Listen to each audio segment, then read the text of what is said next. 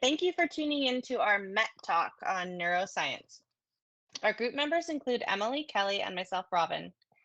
Neuroscience is a growing field of research that is constantly evolving, so our goal with this presentation is to provide you with an overview of the foundations, why neuroscience is important for learners and educators, and most importantly, how you can apply it to your practice. I'll pass it over to Kelly now. Let's start with an overview by looking at the foundations of educational neuroscience and two of the key people who are undertaking groundbreaking research. James Zull is a noted neuroscientist who has mapped the different zones that are engaged and the sequence that happens in the process of learning. He found that the pathway of learning goes from concrete to abstract. He has also refined the process of learning to specific areas of brain.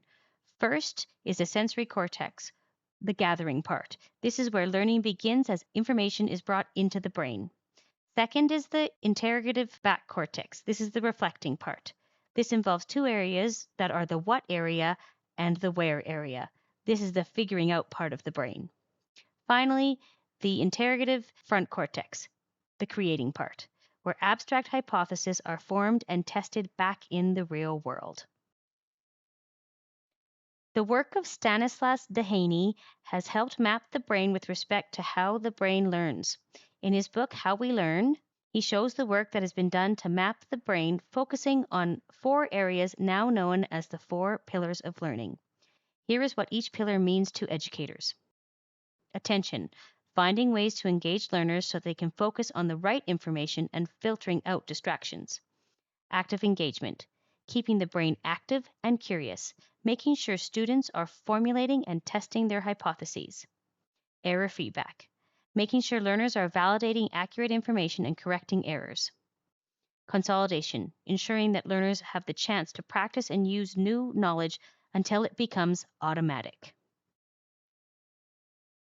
You can see how these are important to education and need to be embedded into teaching practices. Here are the main takeaways from my research. It is essential for teachers to begin with existing knowledge structures rather than treating the classroom as a place where knowledge is born, fully formed out of nothing. Also, the human brain is a remarkable learning machine, and by understanding the principles of how it learns, we can optimize our learning experience and unlock our full potential. Here are some books to look at if the topic of neuroscience is something that you would like to learn more about. Okay, so now I'm going to talk about why understanding neuroscience is essential for all learners. The most important tool in achieving learning is the learner's brain. Simply said, learning is a process that occurs in the brain, and as educators, we can take advantage of brain-based pedagogical research. Brain research suggests ways to make educational materials and instruction compatible with how information is processed and how learning occurs, as Kelly just mentioned. So how do we learn? We are born with large numbers of neural synaptic connections, which are either strengthened or lost. When we learn something, we develop the brain in one of the following ways: creating a new pathway, further strengthening an existing pathway, or forming a new connection between two previously disconnected pathways. It's important to note that dealing with obstacles and correcting mistakes in the learning process actually enhances neural connection, thus speeding up and enriching learning experiences. The brain is not static, rather, it is dynamic. New connections can be created or developed with new experiences, and this process is known as plasticity. Why is it important for educators? Well, there's multiple reasons, but one, first of all, understanding developmental periods. If we understand brain development and these periods, we as educators can optimize school success. For example, educational interventions in early brain development have been shown to improve school-age child readiness to learn. Cognitive processes and the research within that highlights the complexities of attention and memory. It allows educators to plan meaningful instruction. As educators, we cannot assume that a particular instructional technique grabs attention or ensures retention. Cognitive attention is impacted by factors such as importance, novelty, intensity, movement. And as educators, we need to plan instruction to determine ways to build these factors into our lesson plans and activities. Finally, diversity in learning. No two brains are alike. When environments are intentionally designed to reduce barriers, all learners can engage in rigorous, meaningful learning. Universal design learning is based on what we know about the human brain.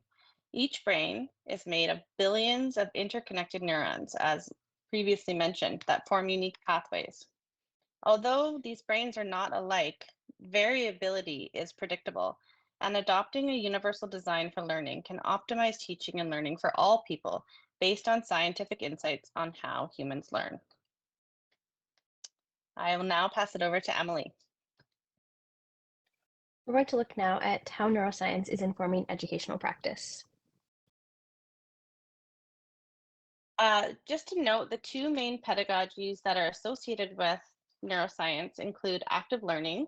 So optimal learning occurs when the learner is actively engaged, and constructivism, where optimal learning happens when the learner makes meaning out of the information. When we look at educational practice, we can note that teaching is a changing and developing field. Teaching has gone through many changes and developments over the years. As research advances and studies are conducted, like the many studies seen with neuroscience, they are directing a change in education. Ideas and concepts like neuroplasticity and critical times of development are shaping the application of learning pedagogies to better suit the idea of educational neuroscience. When we look at educational practices and best practices, Dubinsky notes that the use of application of learning theory, such as activities like observations and applications, are illustrating how stretching the brain into new shapes and thus forming new connections between synapses, or neuroplasticity, are creating a better learning environment. These new synaptic formations are beneficial to brain development and connection to learning. This idea of neuroscience integration is important to help educators differentiate in the classrooms. Neurodiverse learners are parts of many classrooms all over. Strategies proposed for these diverse learning environments are not inappropriate for all learners to be exposed to, so allowing for integration of standardized supports into classrooms is helpful where there is a need for more structure, and it helps guide learners at any level with all access to supports. This is where the universal learning design, as mentioned by Robin earlier, can be useful in application. When we look at stages of learning, early education, meaning those first years of school, while important, are not the only areas that need to be addressed in young learners. Generally, we understand that we learn from the moment we are born and do not stop. Therefore, being supported in learning, development, and growth before school ages is most beneficial, especially if looking for student success in later education. If the student is sufficiently supported throughout their educational journey in the aforementioned K-3 early education, they will be more successful in those early education scenarios. Then we look at neuroplasticity. Neuroplasticity and specific times of development, where we see the growth of brains in specific regions during specific times. This illustrates that growth and learning of the brain happens all throughout life, and that to target and strengthen specific skills, it can be accomplished during optimal developmental time periods. For example, peak neuroplasticity for primary language skills are in the middle of childhood. Therefore, this indicates that the lack of foundational skills and reinforcement of primary language skills can later impact other areas in development, such as language.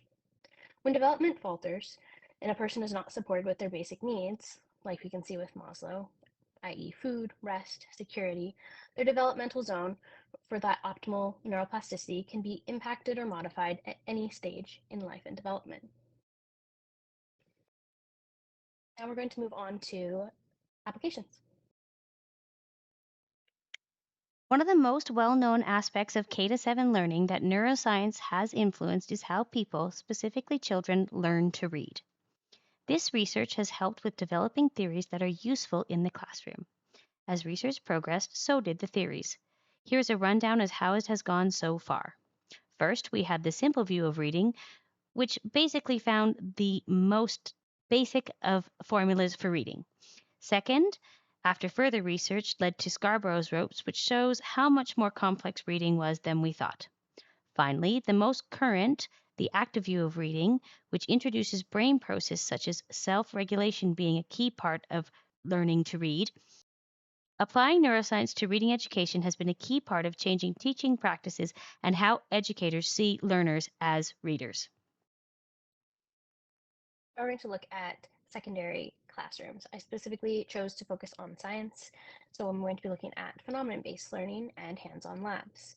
Some of the benefits from phenomenon-based learning: this allows learners to form connections to things outside of the classroom and that are observable in the real world. This is also utilizing any prior knowledge in order to enhance new ideas and form new connections. This can be used as an anchor point for learning throughout a unit. Hands-on labs, some of the benefits: they allow learners to experiment with the creation and execution of their ideas. This shows students can use both sides of their brain to complete with creativity, synthesis, and application of course material. Two examples of implementing neuroscience in the post-secondary setting include discussion posts or flipped classrooms and mind maps. Research highlights how effective learning occurs when natural order is preserved. Let's look at the popular discussion post that's frequently used in online learning. Using a brain-based neuroscience approach to learning, the ideal sequence of information would be to present the student with concrete information and then move to more abstract concepts. Beginning with what is familiar and making sense of what is unfamiliar is the most effective way to encourage dendrite growth. Educators need to build off existing knowledge structures to optimize learning. This can also be obtained with a blended or flipped classroom. In these environments, students can complete concrete work ahead of time and then bring this knowledge to the class to build on it. Additional benefits include providing the student with time to reflect, providing space to think without being put on the spot, requiring engagement in course content, and feedback is received from either the instructor or the students.